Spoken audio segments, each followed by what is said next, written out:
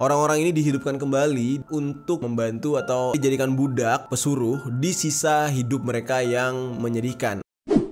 Yo geng, tekan tombol subscribe geng. Hey yo, what's good? Welcome back to Kamar Jerry.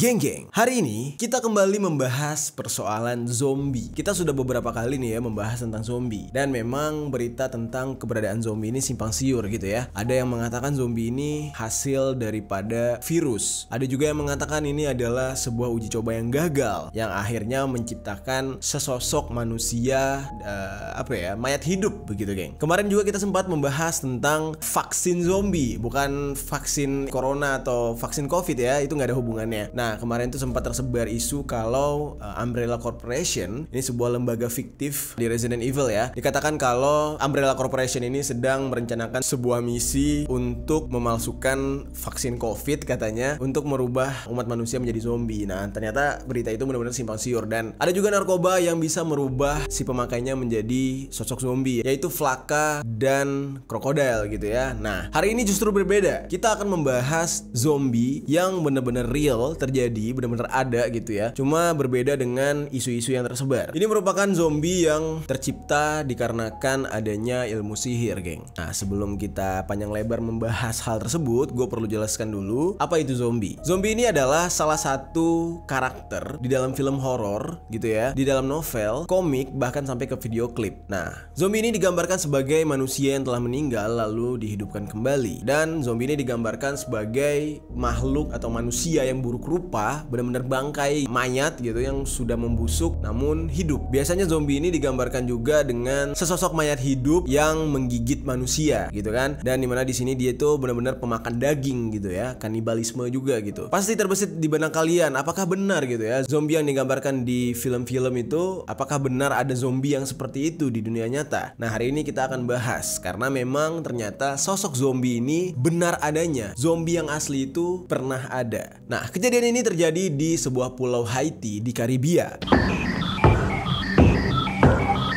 Dalam kasus ini, yang menjadi objek atau media untuk dijadikan zombie adalah manusia-manusia yang hampir mati alias sekarat. Manusia-manusia ini dihidupkan kembali dari tubuh mereka yang hampir mati tersebut oleh para dukun atau para pendeta yang menganut ilmu sihir. Nah, mereka menggunakan yang namanya voodoo. Voodoo ini semacam ilmu gaib atau supranaturalnya suku-suku Indian gitu ya. Bukan India, tapi Indian. Nah, suku-suku Indian ini menggunakan hal tersebut yang udah pasti hal tersebut dilakukan dengan cara membaca mantra-mantra, geng. Apa tujuannya? Orang-orang ini dihidupkan kembali dari sekaratnya dia gitu ya, dari kematian ya bahkan ya. Ternyata mereka-mereka ini, zombie ini diciptakan untuk membantu gitu ya, membantu atau sebagai tenaga kerja gitu ya. Mereka biasanya dijadikan budak, pesuruh di sisa hidup mereka yang menyedihkan alias dalam kondisi badan yang membusuk gitu ya. Jadi diberikan kesempatan hidup, namun hidup mereka itu ya nggak jelas gitu, nggak terarah, dan mereka tuh nggak sadar juga kondisi mereka sekarang gitu. Nah, para zombie ini biasanya memerlukan makan, yaitu daging gitu ya. Terus mereka juga bisa bergerak, berjalan, dan yang pasti karena mereka dimanfaatkan sebagai budak, mereka ini membantu meringankan pekerjaan si penciptanya alias si dukun-dukun itu. Siapakah orang yang pertama kali menggunakan jasa zombie ini untuk dipekerjakan atau diperbudakan? Ternyata justru orang yang menggunakan jasa zombie ini itu adalah orang asing yang memiliki perkebunan di daerah Haiti. Jadi kan Haiti ini bisa dikatakan ya daerah miskin gitu ya. Namun di sana banyak orang-orang asing yang membeli tanah kepada rakyat Haiti, kepada penduduk Haiti untuk dijadikan perkebunan. Dikarenakan tenaga kerja manusia terbilang mahal, harus digaji per bulan gitu ya. Alhasil para pemilik perkebunan ini memesan atau mengorder zombie dari para dukun yang ada di Haiti. Nah, gunanya apa? Gunanya untuk dijadikan budak tanpa harus dibayar gitu ya. Ya paling mungkin dikasih makan doang gitu. Berapakah harga daripada zombie-zombie hasil ciptaan para dukun di Haiti ini? Harganya terbilang cukup terjangkau gitu, yaitu 10 juta rupiah sekali bayar putus. 10 juta rupiah dalam mata uang Indonesia, geng. Cukup murah daripada menggaji para pekerja, memangkas biaya operasional. Nah, makanya zombie ini diciptakan lalu dibeli oleh para pemilik perkebunan asing untuk menjaga kebun mereka. Gila. Lalu, dari manakah para dukun ini mendapatkan jasad atau tubuh untuk dijadikan media zombie ini? Nah, ternyata jasad-jasad atau tubuh-tubuh ini biasanya adalah korban penculikan perdagangan. Jadi kayak orang-orang yang menjadi korban human trafficking gitu geng, yang dijual organnya lah, yang dijadikan budak seks atau menjadikan PSK. Nah ternyata fenomena zombie ini di Haiti itu sama halnya gitu ya. Dan juga ada orang-orang yang bisa dikatakan orang-orang terbuang atau mungkin gembel-gembel di sana gitu. Atau bahkan orang-orang yang sengaja dibuang oleh keluarganya atau dijual jasadnya oleh keluarganya untuk mendapatkan keuntungan, atau keluarganya udah gak mau ngurusin. Alhasil diberikanlah si manusia ini, ya kan, salah satu anggota keluarganya ini kepada dukun untuk ya dijadikan budak, yaitu zombie tadi. Sebenarnya legenda daripada zombie ini sudah lama tersebar, bahkan selama berabad-abad. Namun barulah pada tahun 1980-an sebuah dokumentasi berhasil diabadikan. Nah, ceritanya dimulai di Haiti, tepatnya pada tahun 1962. Seorang pria yang bernama Clairvius Narcisse dijual kepada salah satu dukun voodoo oleh saudara laki-lakinya, geng. Dalam kasus ini, kenapa si saudaranya itu ingin menjadikan atau menjual si Clairvius ini untuk dijadikan zombie adalah masalah sengketa gitu. Jadi Clairvius ini sama saudara laki-lakinya ini memiliki warisan, yang dimana warisan ini adalah warisan yang dibagi dua gitu ya, masing-masing sudah punya hak. Nah ternyata si saudara laki-lakinya ini ingin Clairvius ini menjual haknya dia, jadi menjual lalu membagi kepada si saudara laki-lakinya ini. Nah namun karena si Clairvius ini tidak mau, akhirnya si saudara laki-lakinya ini membunuh dan mengubur jasad Clairvius. Nah ternyata Clairvius ini tidak benar-benar mati, geng. Entah bagaimana caranya dia itu semacam dicabut jiwanya gitu. Dan si saudara laki-lakinya ini menyerahkan jasadnya kepada dukun. Nah dukun inilah yang menjadikan Clairvius ini menjadi zombie dan dipekerjakan di perkebunan bersama zombie-zombie yang lain. Ini agak menggelikan banget ya cerita ini. Dari Haiti, geng. Memang sih di Haiti ini ya ajaib sih ya. Dan kalau kita lihat Haiti ini sering sekali kena bencana alam ya. Pernah gempa, pernah tsunami juga, macam-macam gitu. Pada akhirnya pada tahun 1964, sang pemilik perkebunan ternyata meninggal dunia, geng. Alhasil, zombie-zombie yang linglung tanpa pengendali ini itu menyebar. Jadi jalan sesuka hati mereka sampai-sampai ada yang menyeberang pulau. Memang sih dari tampangnya, dari sosoknya ini tidak seperti yang digambarkan di film gitu ya. Sosok zombie ciptaan dukun-dukun di Haiti ini ya terlihat seperti manusia, mampu berbicara, berjalan, bekerja, bahkan makan gitu. Namun mereka ini seperti orang linglung, orang yang nggak punya ingatan. Jadi dia nggak tahu apa yang dia lakukan gitu. Mereka ini tersebar di beberapa daerah sampai menyeberang pulau asal mereka, yaitu perkebunan tadi ya, geng. Dan ini terjadi selama 16 tahun sampai akhirnya mereka berhasil ditangkap satu persatu lalu dikumpulkan kembali oleh pihak yang berwajib. Seorang dokter dan seorang ahli etnobiologi di Harvard University yang bernama Dr. Wade Davis. Dia memutuskan untuk berangkat ke Haiti setelah mendengar cerita ini. Nah, dia pengen membuktikan sendiri benar gak sih cerita ini tuh ada gitu ya, bener ada gak sih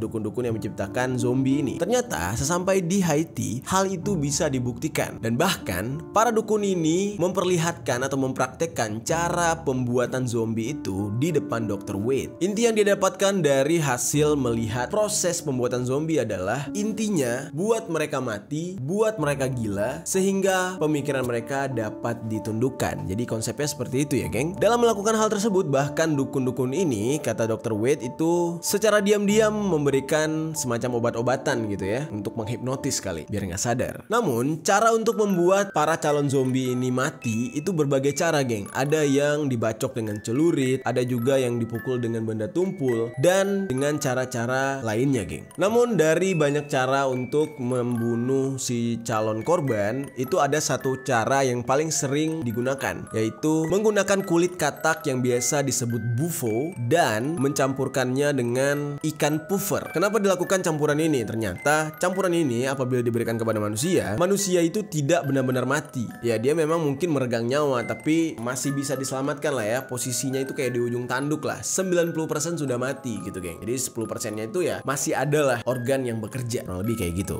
Pasti kalian bertanya-tanya gitu ya, kalau pakai kulit katak itu tadi dicampur dengan ikan puffer, itu cara konsumsinya gimana? Nah, ternyata cara konsumsinya cukup sederhana nih, geng. Cukup ditambahkan pada makanan, dan ini bisa kalian lakukan secara diam-diam. Atau yang cara yang kedua adalah dioleskan di bagian kulit. Syaratnya harus di bagian permukaan kulit yang lembut. Ya, misalkan kayak sela-sela siku kita ini gitu ya. Nah, itu bisa untuk dioleskan. Kemudian setelah beberapa menit, para korban ini akan terlihat seperti mati, walaupun sebenarnya nyawa mereka tuh masih ada. Jadi kayak koma gitu, geng. Di sini biasanya dampaknya itu adalah sesak nafas, detak jantung melemah. Alhasil biasanya orang-orang orang-orang kayak gini akan divonis mati oleh orang-orang sekitar gitu ya. Tapi kalau orang yang tahu kayak dukun-dukun tadi, dia pasti tahu ini belum mati dan masih bisa dimanfaatkan. Nah, sering sekali daripada korban ini itu sampai harus dikubur dulu oleh keluarganya. Nah, biasanya sang dukun yang ingin menjadikan atau si jasad tadi menjadi media zombie gitu ya, biasanya akan menunggu beberapa jam di dekat kuburannya sebelum akhirnya dia menggali kuburan tersebut dan mengambil mayat sang pria untuk dirubah menjadi zombie. Dan biasanya proses penggalian makam ini benar-benar nggak boleh lebih dari 1 jam. Dan bahkan kalau bisa, kalau orangnya udah bubar itu harus langsung segera digali biasanya. Nah, dikarenakan apa? Karena takutnya jasadnya ini benar-benar mati, kan nggak ada oksigen di dalam tanah. Jadi selagi masih ada kesempatan langsung digali oleh para dukun-dukun ini untuk diambil jasadnya tersebut. Setelah jasadnya diambil, pasti para dukun ini akan membuat si calon korban ini menjadi gila dulu, geng. Jadi benar-benar dibikin kayak lupa ingatan. Nah, caranya gimana? Caranya adalah si calon korban ini biasanya diminta untuk memakan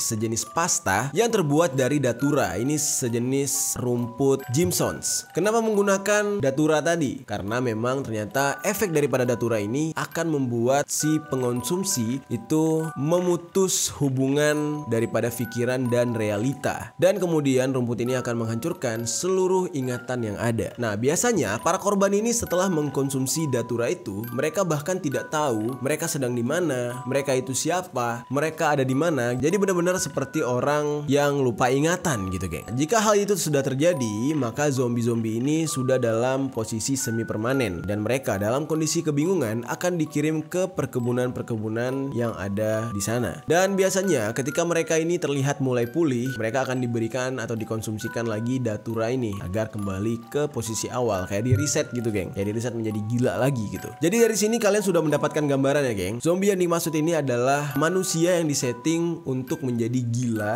atau memiliki pikiran kosong. Alhasil mereka bisa dijinakan alias disuruh-suruh gitu. Ya mereka udah gak berpikir. Berbeda dengan gambaran daripada zombie-zombie yang ada di film, TV atau video game. Di sana zombie digambarkan sosok yang sangat menyeramkan, bahkan mengunyah manusia. Nah, ternyata di sini sosok zombie ini adalah manusia yang ternyata digilakan gitu ya. Alhasil mereka linglung dan menjadi zombie yang bisa diperbudak. Pasti kalian akan bertanya, lalu bagaimana analisis kimianya dari pembuatan zombie ini? Seperti yang udah gue kasih tahu tadi, para dukun voodoo ini menggunakan katak bufo dan ikan puffer untuk membuat manusia menjadi zombie. Kenapa harus katak bufo? Karena ternyata katak bufo ini mengandung senyawa kimia yang sangat mematikan, yaitu biogenetik amina, bufogenin, dan bufotoksin. Sedangkan ikan puffer ini adalah salah satu jenis ikan yang kalau di Jepang dikenal dengan fugo. Racunnya sendiri disebut dengan tetrodotoxin atau racun saraf yang mematikan, geng. Nah, apabila sudah terkena hal ini, penghilang rasa sakitnya itu memiliki efek 160.000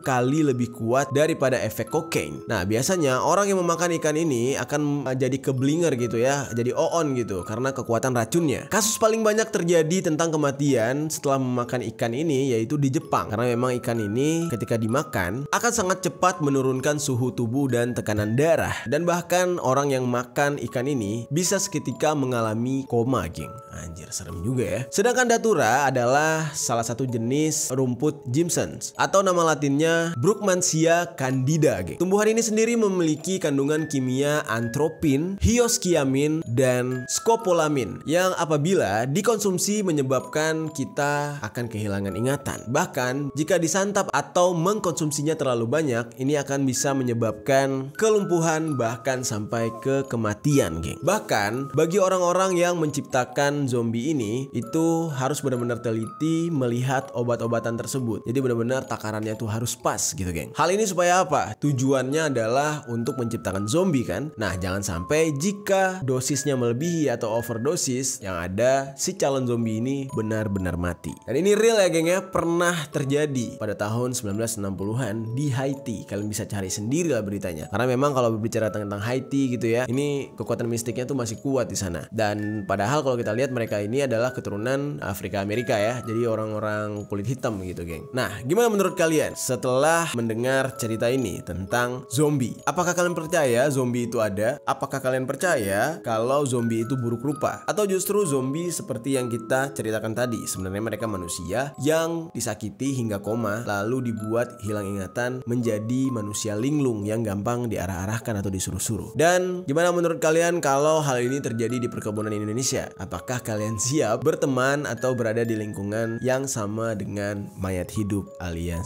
zombie? Tinggalkan komentar di bawah.